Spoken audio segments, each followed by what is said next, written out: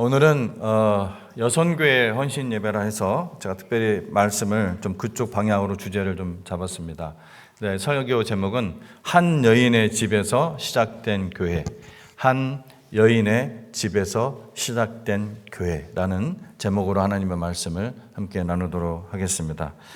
먼저 이 배경을 좀 우리가 좀 알 필요가 있겠죠.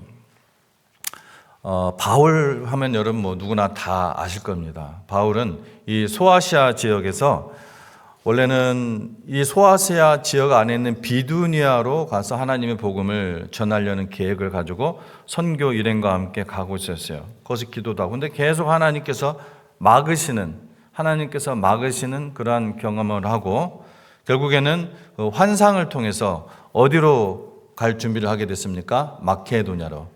이 마케도냐로 갈 준비를 했어요. 벌써 발음이 틀려지죠, 여기서부터. 왜요? 여기는 서구입니다, 서구. 그러니까 복음이 이 아시아에서 서구로 넘어가는 역사적인 순간이에요. 아주 역사적인 순간. 이건 바울의 계획 속에서 나온 것이 아니라 하나님의 그 섭리와 계획 속에서 하나님의 막으심과 막고 하면 일로 갈 수밖에 없잖아요. 그죠? 그렇게 하나님이 인도하신 거예요. 그야말로 역사적인 터닝 포인트입니다. 사실은 유대인들은 그거 굉장히 싫어해요. 예, 이방인들도 가는 거 싫어하고 딴 데 가는 거 싫어하고. 근데 이건 그냥 싫어하는 수준이 아닙니다. 수천 년을 이스라엘 역사 속에서 수천 년을 이게 잘못된 인식을 가지고 있었어요.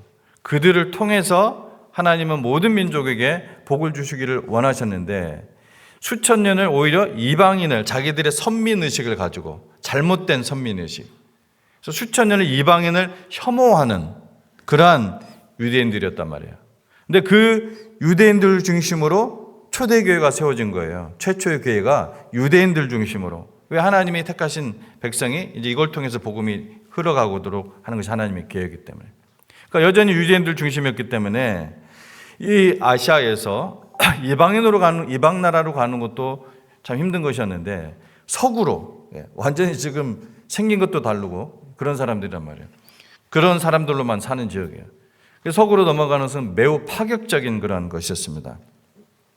그 이방이 아시아 대륙을 넘어서 이제 유럽 대륙으로, 그러니까 이 아시아에서 유럽 대륙으로 넘어가지 않았다면은 복음이 온 세계에 퍼지는 일은 아주 매우 지체되었을 것입니다.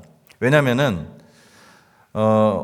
이스라엘의 그 역사를 보면은 또 성경에 있는 그 이스라엘 역사를 보면 하나님께서는 하나님의 백성들이 그냥 마지못해서 억지로 하는 것이 아니라 사랑과 믿음과 순종으로 나아갈 때만 하나님이 본격적으로 역사하시기 때문에 아까 말씀드린 대로 만일 이 계속해서 유럽으로 건너가라는 하나님의 이 말씀을 듣지 않고 순종하지 않았다면은 여기가 더 편한데 하고 안 갔더라면은 이런 놀라운 온 세계로 복음 전해지는 이 역사는 매우 느려졌을 것입니다.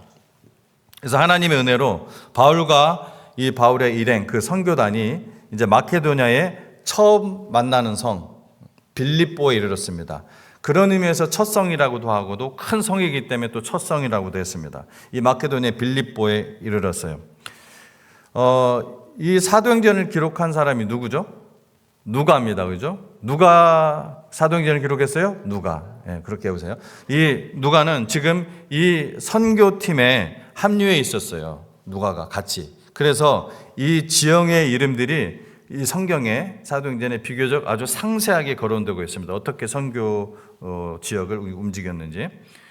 근데 이 빌립보라는 이름 뭔가 좀 많이 들어보셨잖아요. 물론 빌립보서에서 들어보셨겠지만 역사 속에서 일반 역사 속에서도 이 빌립보라는 이름은 주전 예수님 오시기 전 4세기경에 마케도냐의 필립 2세, 이 필립 2세가 자기 이름을 따서 지은 것이라고 합니다. 근데 여러분 필립 2세가 여러분이 잘 아는 대왕의 아버지예요. 누구죠?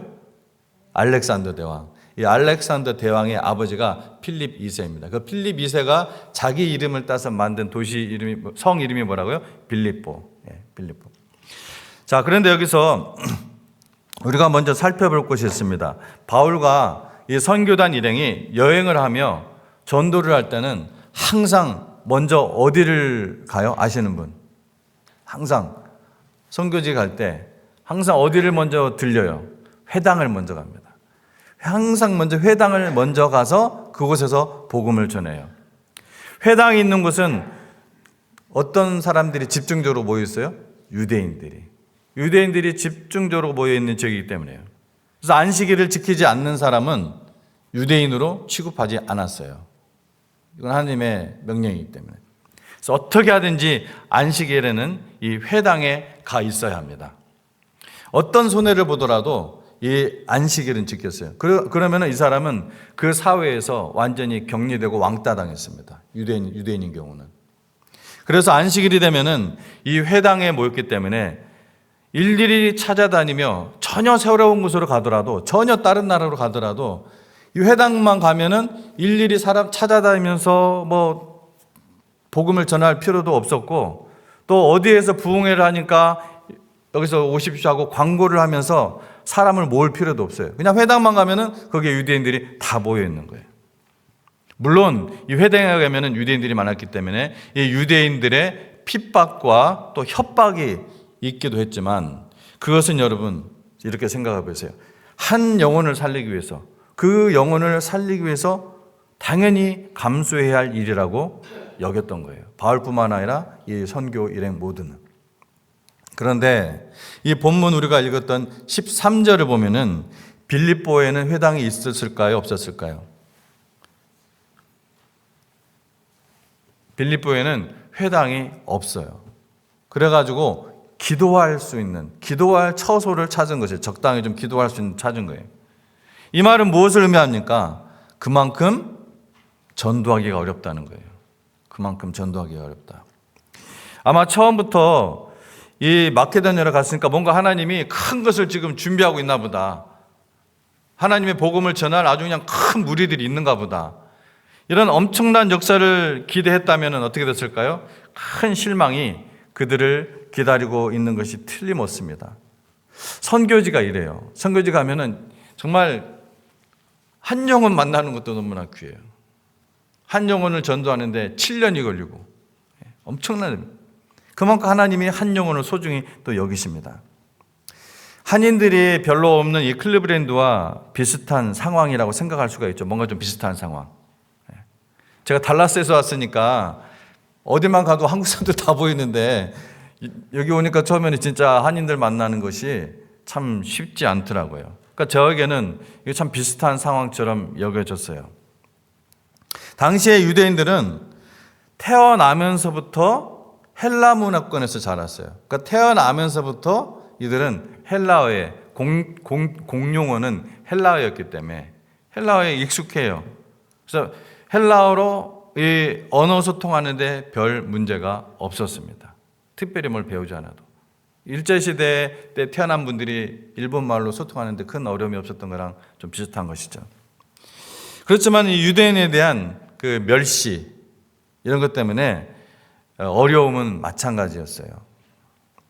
회당이 없지만, 그래서 예배를 드리기 위해서 어디 기도처라도 있는가 이렇게 찾는데 몇 명의 여성들이, 남성이요 여성이요? 몇 명의 여성들이, 이 여성들이 기도처에 모여서 예배를 드리고 있더라는 말이에요. 얼마나 이게 감격스러운 일이에요. 예.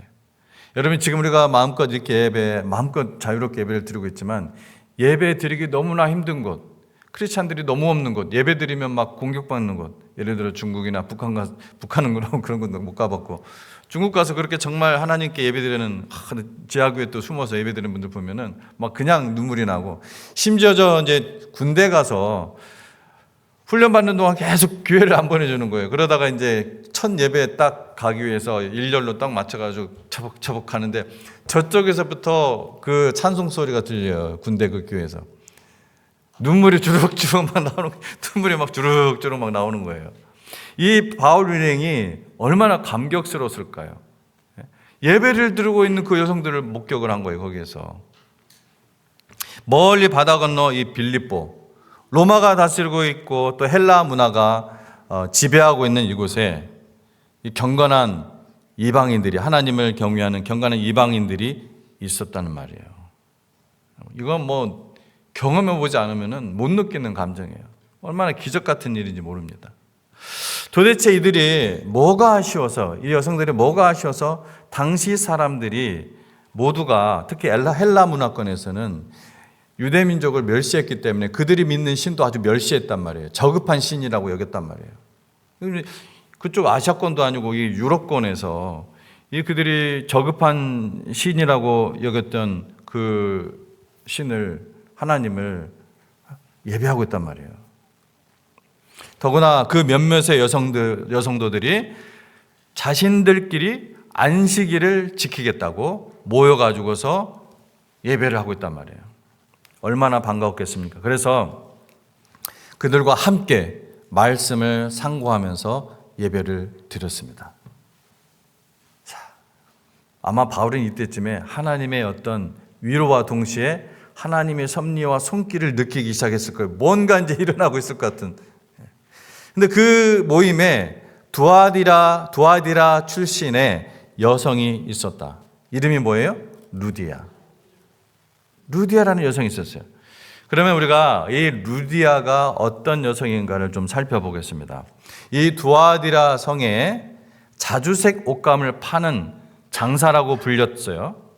두아디라 성에, 발음이 잘 안 나오는 두아디라 성에 자주색 옷감을 파는 장사예요. 그의 출신이 두아디라 지역이라는 것을 말해줍니다. 그런데 이 원래 두아디라 지역은 수세기에 걸쳐서, 수백 년에 걸쳐서 염료를 만드는 아주 유명한 곳이었다고 합니다.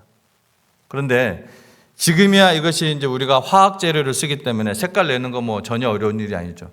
별 색깔 다 내죠. 그러나 당시에는 물감을 만드는 직업이야말로, 또 그 물감으로 옷감을 만드는 직업이야말로 아주 고급 기술 중에 고급 기술이었다는 거예요. 색채가 귀한 세상이었어요. 우리나라가 백유민족 하는데 어떤 사람 그런 얘기해요. 어느 정도는 맞는 것 같기도 해요.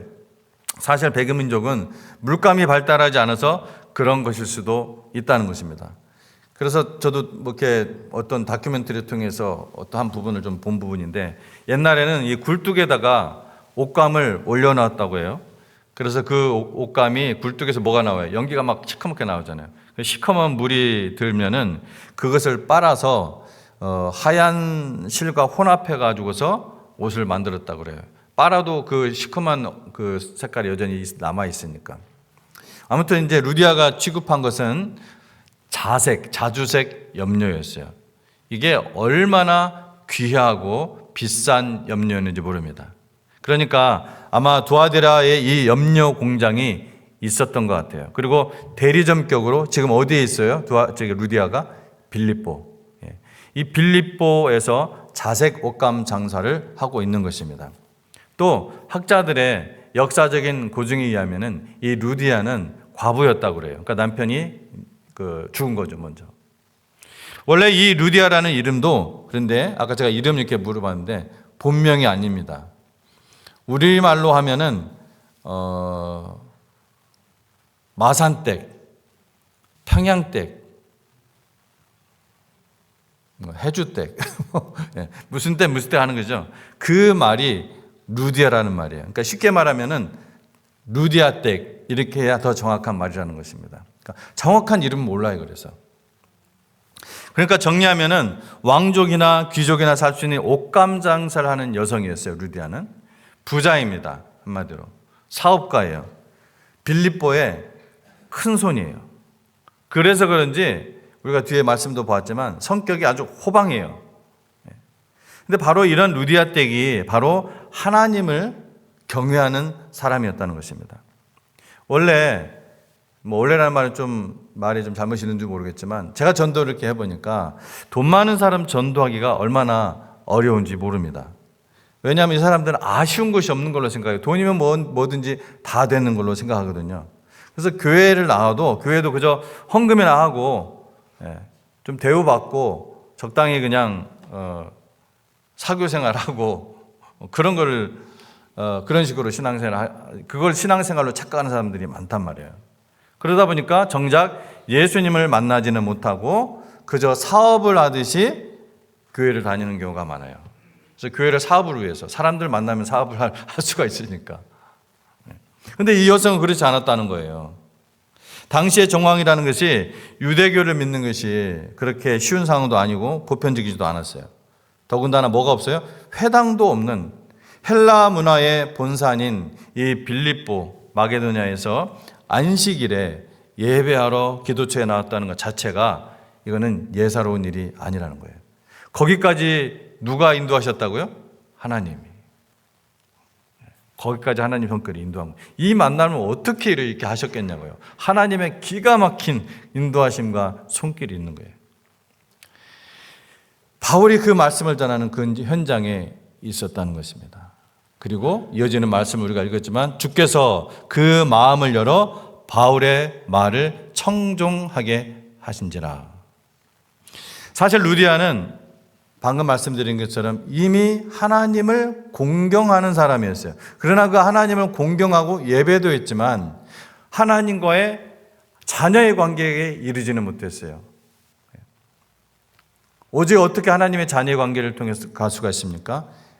예수 그리스도의 이 죽음과 부활에 대한 복음을 듣고 하나님의 자녀가 될 수가 있습니다.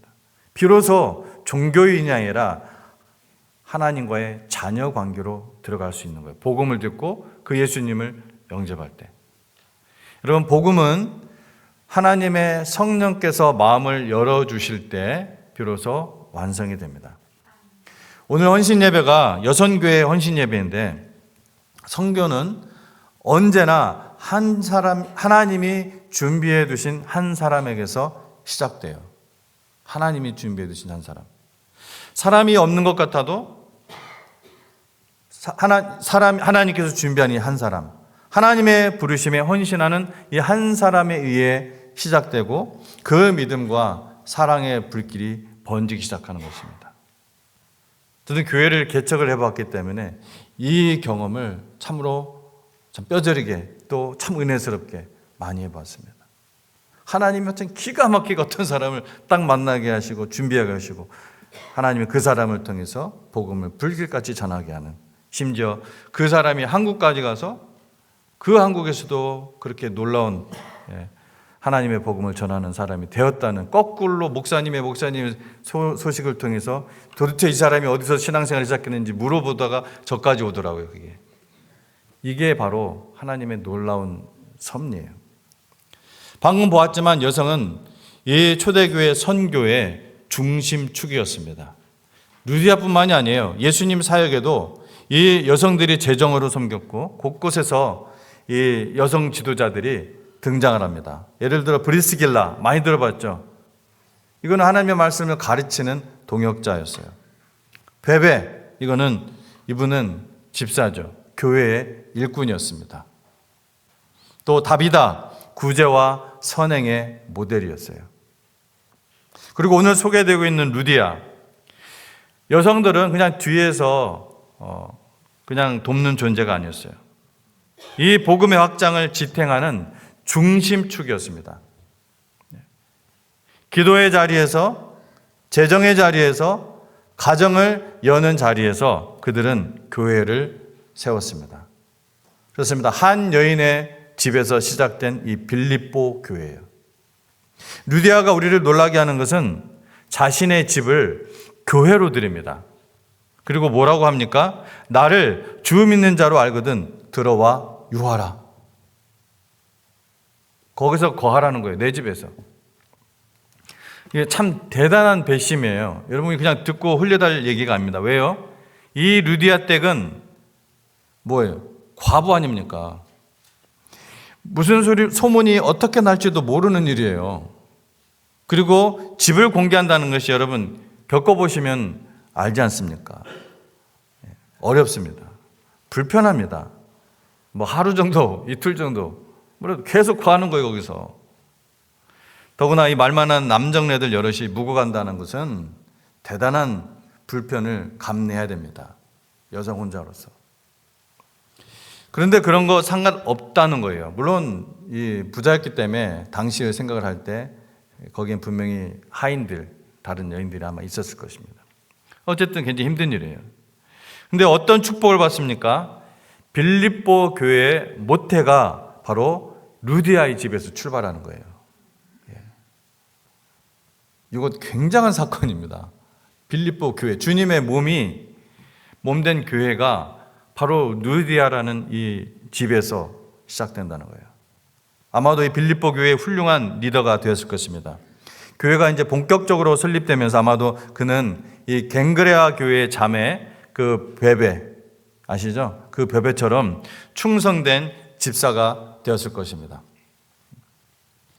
뒷날 이 빌립보 교회와 루디아는 바울 선교의 훌륭한 그러한 동역자여 동시에 후견인이 됩니다. 사도행전 16장 40절 우리가 읽었는데요. 두 사람이 옥에서 나와 루디아의 집에 들어가서 형제들을 만나보고 위로하고 가니라. 그렇습니다. 이미 교회가 세워진 거예요. 그 짧은 기간 동안에. 그리스도인들이 모이는 예배당이 된 거예요. 루디아의 집이. 그리고 빌립보서 4장 15절 제가 읽어드릴게요. 빌립보서 4장 15절. 빌립보 사람들아, 너희가 알거니와 복음의 시초에 내가 마게도냐를 떠날 때 주고받는 내 일에 참여한 교회가 너희 외에 아무도 없었느니라. 사도 바울이 이렇게 얘기합니다. 자기가 이제 빌립보를 떠나와서 그 빌립보 교회에 편지를 쓰는 거예요. 이때 빌립보 교회는 아직도 사실 복음의 초기라고 했잖아요. 복음의 초기. 이 루디아가 중심이 되어서 아주 작은 수의 소수의 개척교회였어요. 여러분 이 4장 15절 말씀 속에서 바울의 그 감격스러운 그날을 회상하며 그때를 회상하며 감사하는 마음 전달되지 않습니까? 여기서 생각해 보시기 바랍니다. 바울이 비두니아를 포기하고 예정에 전혀 없었던 유럽의 마케도냐로 순종하는 것은 어려운 일이었습니다. 어려운 일이었어요. 사람들에게 너무 이게 즉흥적인 거 아니냐, 너무 급한 거 아니냐, 하나님의 뜻을 잘못 받은 거 아니냐, 리더로서 이런 소리를 들었을 수 있습니다. 하지만 리더로서 어렵고 곤란했을 이 순종은 이 선교를 온 세계로 뻗어나가게 하는 중요한 전환점이 되었다는 거예요. 그렇게 순종했다고 해서 당장 막 엄청난 열매가 그를 기다린 것도 아니에요. 그러나 주님이 찾으시는 그 한 사람, 이 루디아를 만날 줄 어떻게 알았겠습니까? 천군만마와 같은 그 동역자, 이면서 후원자, 이면서 보호자를 만난 것입니다. 그 여인의 헌신을 통해 교회가 개척된 것이고 그 헌신이 역사적인 사건을 일으킨 것입니다. 내가 세운 계획이 혹 빗나갈 수 있지만 하나님은 실수하지 않으십니다. 말씀을 제가 좀 정리합니다. 여성교회는 단순한 친교 모임이 아닙니다. 여성교회는 단순히 부엌에서 밥을 준비하는 사람들이 아닙니다. 성경적 전통 위에 서 있는 사명 공동체라는 것입니다. 여성교회는 기도로 교회를 붙드는 기둥입니다. 헌금으로 선교를 지탱하는 손입니다. 가정을 열어서 다음 세대를 세우는 터전입니다. 눈물로 교회를 보호하는 방패가 바로 여성교회입니다. 루디아 이 한 사람의 헌신이 대륙을 여는 그러한 문이 되었습니다. 하나님은 오늘도 루디아를 찾고 계십니다. 마음을 여는 사람, 집을 여는 사람, 삶을 여는 사람, 여성은 초대교회 선교의 중심축이었습니다. 그리고 오늘도 그렇습니다. 한 여인의 집에서 시작된 이 빌립보 교회처럼 한 여인의 헌신에서 새로운 부흥이 시작될 수 있습니다. 우리 중앙침례교회도 세대교체를 잘 준비해야 하는 그러한 시기에 이르렀습니다. 예수 그리스도는 어제나 오늘이나 영원토록 동일하십니다. 하나님 말씀입니다. 하지만 교회가 리치해야 될, 구원해야 될, 다가가야 될 사람들이 사는 세대는 다릅니다. 우리 여성교회가 이 세대 사람들에게 복음을 전하고 장차 다가올 세대까지 준비하여 지금까지 그래왔던 것처럼 앞으로도 계속 우리 중앙침례교회 선교와 전도의 중심축이 되시기를 주님의 이름으로 축원합니다. 기도하겠습니다.